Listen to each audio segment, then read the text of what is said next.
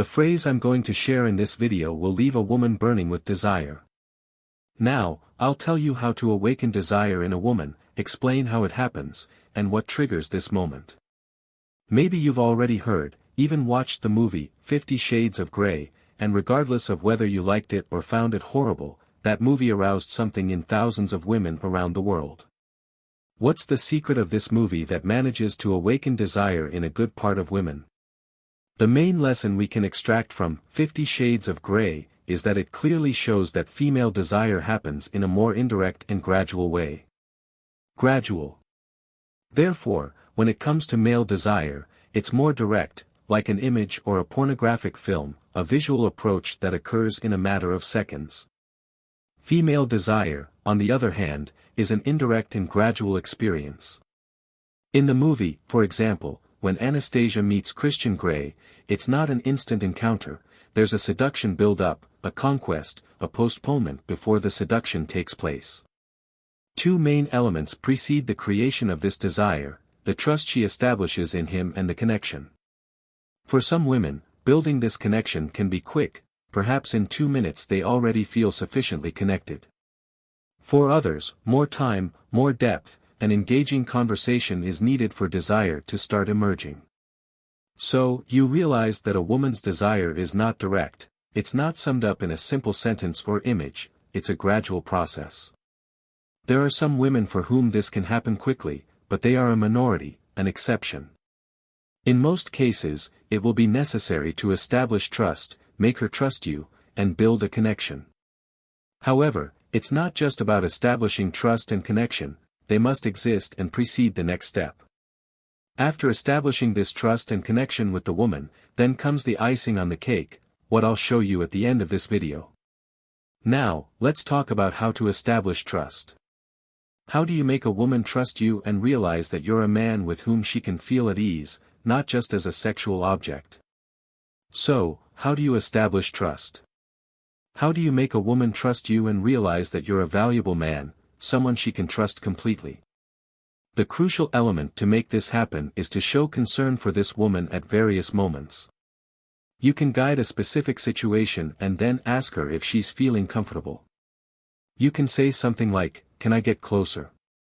Is everything okay for you?" These questions and phrases are ways to provide her with a sense of trust, showing that you're interested and want her to feel secure about what's happening. This conveys the image of a protective and caring man, someone who genuinely cares about her well-being. With this approach, you give confidence, demonstrating that you know how to take care of that woman and have the sensitivity to ask at the right moments. But it's not just that, it's not just about showing that you can care and protect. If you truly want to awaken a woman's desire, you need to use the power of contrast. You must incorporate contrast to stimulate desire. On one side, you present this protective and caring aspect, revealing a reliable man who is there to provide security. On the other hand, the power of contrast comes into play, the icing on the cake, where you adopt a more daring attitude. She will perceive that, on one hand, she is getting to know someone reliable and caring, generating tranquility. However, you will also bring a touch of boldness, showing that you are not just someone she can have a pleasant conversation with, but someone with more daring sides in your personality. How do you do that?